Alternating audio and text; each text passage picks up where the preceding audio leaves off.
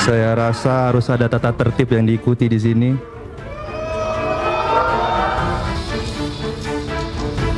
Gubernur dan Wakil Gubernur Sumatera Utara 2024 di Hotel Grand Mercure Jalan Perintis Kemerdekaan Medan, Sumatera Utara berlangsung panas. Dengan mengangkat tema pelayanan publik dan kesejahteraan masyarakat serta menghadirkan 9 orang panelis dari berbagai kalangan akademisi, profesional, dan tokoh masyarakat, Cagup nomor urut 1 Bobi Nasution mengkritik kebijakan pemerintahan semasa Edi Rahmayadi menjadi gubernur karena masih banyak keluhan tentang akses kesehatan dan pendidikan. Dari jumlah penduduk yang banyak ini masih sulit masyarakat Sumatera Utara untuk mendapatkan akses kesehatan. Kami keliling di Provinsi Sumatera Utara, di kabupaten kotanya masih banyak yang mengeluh tentang akses kesehatan. Masih banyak yang ngeluh tentang pendidikan. SMA, SMK yang kami temui, para petani, nelayan, ibu rumah tangga mengeluh anaknya masih dikenakan kutipan untuk SMA dan SMK. Ini meresahkan.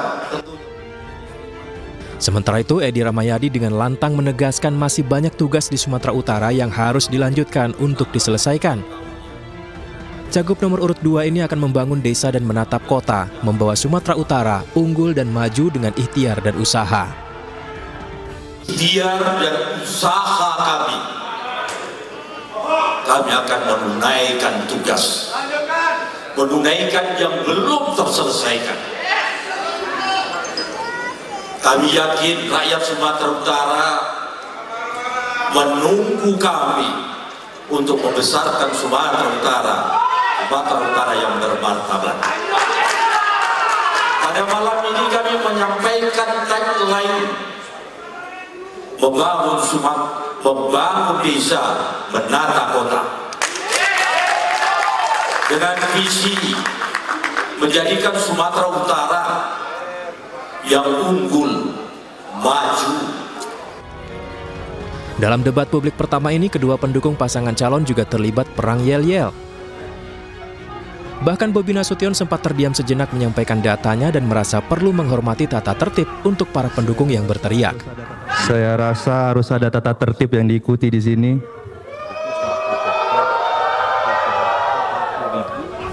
Meski begitu, debat Pilgub Sumatera Utara tetap berlangsung hingga selesai. Dari Medan, Said Ilham, iNews melaporkan. Presiden Prabowo mengajak Ridwan Kamil makan malam bareng. Sementara dari Pemalang, Vicky Prasetyo bernyanyi dalam debat. Selain informasi tadi, kami juga menghadirkan beragam informasi terkini seputar pemilihan kepala daerah serentak sebagai panduan Anda dalam menentukan pilihan. Bersama saya Pram Senjaya, inilah Kawal Pilkada kami sampaikan, Anda tentukan.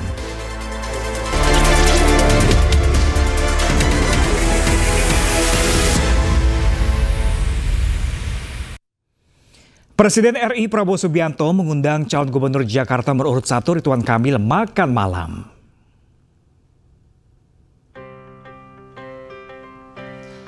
Makan malam dilakukan di salah satu rumah makan Padang di Jakarta. Sejumlah hal dibahas selama santap malam, diantaranya terkait perkembangan Ibu Kota Nusantara IKN. Dalam pertemuan ini, RK mengucapkan selamat atas terpilihnya Prabowo sebagai presiden. Tak lupa, Presiden Prabowo memberikan semangat RK untuk terus berjuang dalam bertugas. Momen pertemuan keduanya dibagikan Ridwan Kamil di media sosialnya. Alhamdulillah diajak makan malam, siapa yang tidak senang diajak makan malam oleh Presiden. Yang dibahas tentang IKN, yang dibahas tentang hal-hal yang sifatnya pribadi. Kan saya belum sempat ngucapin selamat secara pribadi waktu pelantikan kan di istana, tapi cuma sebentar. Alhamdulillah dikasih waktu luar biasa, ditraktir makan lagi. Enak Pak? Enak, sampai lahap beliau. Terima kasih. Makasih ya. Apa Pak tadi Pak? Hah? Makannya apa? Nasi Padang mah segala rupa yang tersedia di meja. Ya, luar biasa. Makasih ya. Sama-sama. Makasih Pak, makasih ya. Ya pemirsa, elektabilitas pasangan calon gubernur dan wakil gubernur Jakarta nomor urut 1 Ridwan Kamil Suswono kembali unggul dalam hasil lembaga survei. Kali ini elektabilitas pasangan Ridho mengungguli dua paslon lainnya dengan elektabilitas 47,8% dan selangkah lagi untuk bisa menang satu putaran.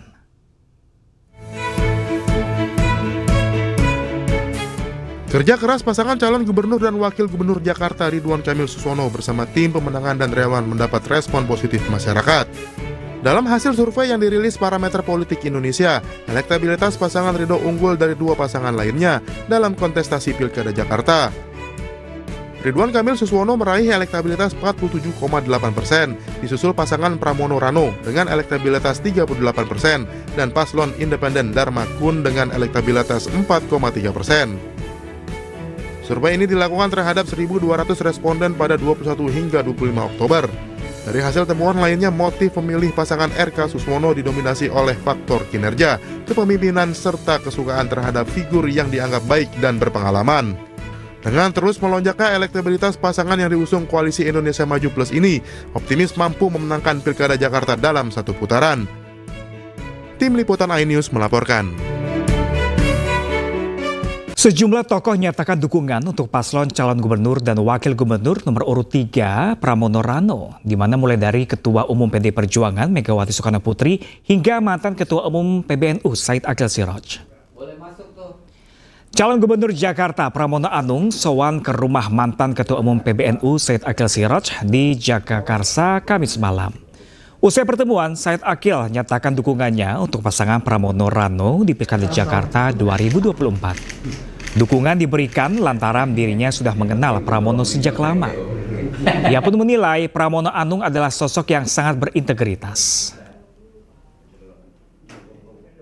Kedatangan beliau di Pesantren Al-Thaqafah ini ya minimal silaturahim supaya ada nyambung kembali dengan niatan beliau maju menjadi gubernur DKI. Saya jawab siap, insya Allah saya dukung dan insya Allah Tuhan berikan kemudahan. Amin, amin, amin. Karena apa? Saya tahu beliau integritasnya maksimal, saya tahu persis backgroundnya pesantren, pernah pesantren Lirboyo Kediri, kelahiran Kediri, pesantren Lirboyo, dan kepercayaan Ibu Megawati tidak gampang loh. Ibu Megawati percaya pada orang ini nggak gampang. Dan yang paling penting lagi diterima oleh masyarakat Betawi sampai sekarang.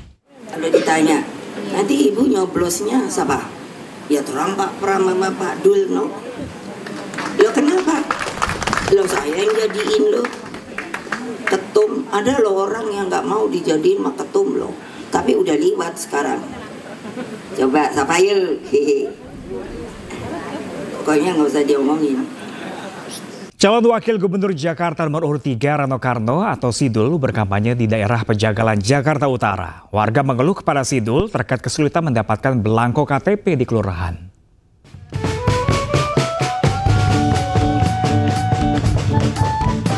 Kedatangan calon Wakil Gubernur Jakarta nomor urut 3 Rano Karno alias Sidul ke wilayah RW 08 Pejagalan, Jakarta Utara disambut meriah warga. Alunan musik dan nyanyian dari anak-anak muda Pejagalan menambah kemeriahan suasana kampanye Sidul. Didampingi anggota DPRD Darmadi Durianto, Sidul pun menyalami warga Pejagalan. Banyak warga mengeluhkan kepada Sidul terkait persoalan sulitnya mendapatkan belangko KTP di kelurahan. Dalam agenda kampanyenya, Sidul berorasi dan menyampaikan program-program unggulan, seperti menaikkan insentif RT RW, petugas posyandu, jumantik, dan dasa wisma, serta pembangunan balai rakyat dan membuka pameran kerja di setiap kecamatan. Bang, belangko KTP habis. Masa si KTP lama? Makanya saya bilang saya belum bisa jawab karena kan abang belum di sana. Karena kan terindikasi apakah Dukcapil ini harus merubah KTP, karena Jakarta itu kan daerah khusus ibu kota, KTP lama nih. Sekarang bukan menjadi daerah khusus ibu kota, apakah harus? Itu tentu menjadi kebijakan dari DPRD. Saya jujur belum bisa jawab. Selain melakukan agenda kampanye, Sidul juga bersuah foto bersama warga Pejagalan, Jakarta Utara. Dari Jakarta, Endang Priyono, iNews melaporkan. Ya, pemirsa, selebritas Vicky Prasetyo menyala dalam debat Pilkada Pemalang 2024. Tak hanya menyanyi, Vicky juga ditegur moderator karena menginterupsi jawaban salah satu pasangan lawannya. Lestari, lestari alamku, lestari desaku, di mana Tuhanku menitipkan aku. Baik, terima kasih kepada Nyanyian pasangan Vicky Prasetyo dengan Muhammad Suwendi meriahkan gelaran debat pemilihan Bupati Pemalang. Revolusi Pemalang menjadi jargon politik pasangan nomor urut 1 ini. Tak hanya nyanyian, Vicky juga sempat memancing keramaian saat interupsi salah satu paslon saat menjawab pertanyaan moderator. Interupsi panelis. Interupsi saya sampaikan bahwa debat ini bukan hanya mempertontonkan siapa yang berargumentasi baik. Tapi ini tentang sebentar, Bapak. Nomor 2 tidak substansi. Sebentar, Bapak. Ini tentang rakyat. Izin panelis. Betul. Ini tidak substansi terhadap pertanyaan, itu program sepihak panelis. Anda bisa diam terlebih dahulu karena ini waktunya saya untuk berbicara. Mohon tenang terlebih dahulu. Tenang terlebih dahulu, Bapak-bapak, Ibu-ibu. Debat pemilihan Bupati Pemalang diikuti 3 paslon. Pasangan nomor urut 1 ada Vicky Prasetyo, Muhammad Suwendi, Mansur Hidayat, dan Muhammad Bobi Dewantara di nomor urut 2. Sementara nomor urut 3 ada Anom Widiantoro dan Nur Koles. Tim Liputan iNews melaporkan. 2024. Perang program terjadi pada debat perdana Pilgub Jawa Tengah. Calon Gubernur nomor urut 1 Andika Perkasa memberikan strategi agar permasalahan layanan publik dapat diredam. Sementara calon gubernur nomor urut 2, Ahmad Lutfi, menawarkan program dukungan makan siang bergizi gratis. Pasangan calon gubernur dan wakil gubernur nomor urut 1, Andika M. Perkasa SE MA MSC alias Hendi SE MM. Debat perdana pemilihan gubernur dan wakil gubernur Jawa Tengah 2024 bertema kelola pemerintahan, kepemimpinan, dan reformasi birokrasi menuju Jawa Tengah dengan pelayanan publik yang transparan dan akuntabel. Dalam debat ini, calon gubernur nomor urut 1, Andika Perkasa, memberikan solusi mengenai permasalahan layanan publik yang salah satunya meningkatkan penilaian integritas oleh Komisi Pemberantasan Korupsi. Apabila saya terpilih sebagai gubernur Jawa Tengah, maka yang jelas kita harus meningkatkan tadi penilaian integritas oleh KPK. Berarti kita harus pastikan para pelayan publik, dalam hal ini birokrasi, mulai dari tingkat provinsi sampai dengan kabupaten, kota, desa, ini benar-benar memahami apa sebetulnya yang diinginkan atau dinilai oleh KPK khususnya dalam penilaian integritas mereka. Sementara calon gubernur nomor urut 2, Ahmad Lutfi, menyoroti peningkatan infrastruktur air bersih, pengolahan sanitasi melalui program jambanisasi. Maka saya pastikan di Jawa Tengah akan kita berikan peningkatan 1 KK, 1 rumah layak huni. Kemudian yang kedua, di Jawa Tengah kurang kebutuhan air minum hampir 14%. Ini akan kita lakukan bahwa ke depan kami berjanji dengan adanya kekurangan air minum, maka akan kita manfaatkan air minum di PADM kita dengan merubah air asin menjadi air tawar untuk guna mengurangi adanya resapan air tanah agar tidak menaik turun. Debat pemilihan gubernur dan wakil gubernur Jawa Tengah tadi malam terdiri dari 6 segmen. Masing-masing cagup dan cawagup saling beradu program unggulan dan ide untuk mensejahterakan masyarakat Jawa Tengah.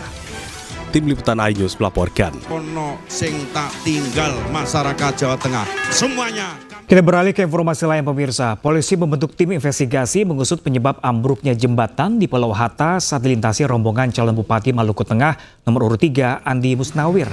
Terkini korban meninggal dunia bertambah 1, total menjadi 8 orang.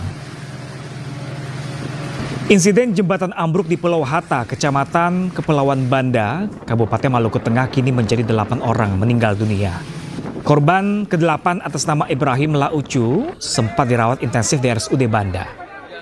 Sementara itu polisi telah membentuk tim investigasi mengusut penyebab ambruknya jembatan. Jadi untuk korban terakhir dapat informasi dari Polres karena kemarin waktu kejadiannya 7 korban yang meninggal dunia.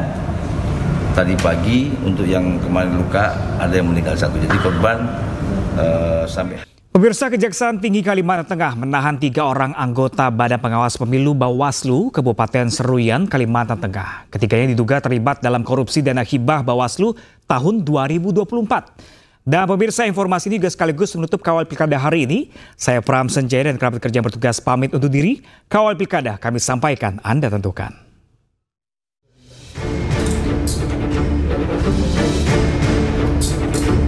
3 pegawai Bawaslu Kabupaten Seruyan yang ditahan terdiri dari pejabat pembuat komitmen, bendahara, dan operator keuangan Bawaslu. Mereka ditahan atas dugaan tindak pidana penyalahgunaan wewenang terkait dana hibah Bawaslu. Total kerugian negara akibat kasus ini mencapai 2 miliar rupiah. Mas, untuk uangnya itu untuk keperluan apa kemarin, Mas? Biar sama layar saya aja. Ya, untuk apa kemarin, Mas? Betul, benar nggak untuk judi? Betul judi, betul untuk Kepada penyidik, ketiga tersangka mengaku menggunakan uang hasil korupsi untuk membeli kebun hingga judi online. Kita lakukan penahanan untuk 20 hari ke depan untuk kasus penyalahgunaan wewenang pada Bawaslu Kabupaten Seruyan. Ada yang katanya dibelikan kebun, ada yang lain. Sementara masih kita dalami. 3 tersangka ditahan di Rutan Kelas 2A Palangkaraya.